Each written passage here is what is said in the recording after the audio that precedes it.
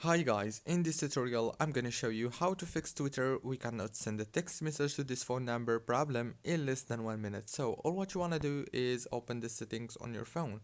After you open the settings, go to the wireless and networks and then enable the airplane mode and disable it again like this. After that, go to the Wi-Fi and do the same thing. Disable it and enable it again. After that, go back to the apps manager on the settings.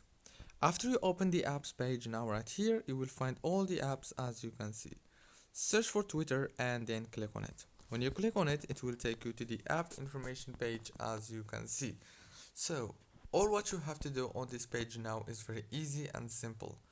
Click on the permissions and enable all permissions and then click on the data usage and make sure that all the data usage are enabled from the mobile data to the Wi-Fi data into the roaming data. That's it guys, don't forget to like and subscribe. Thank you for watching.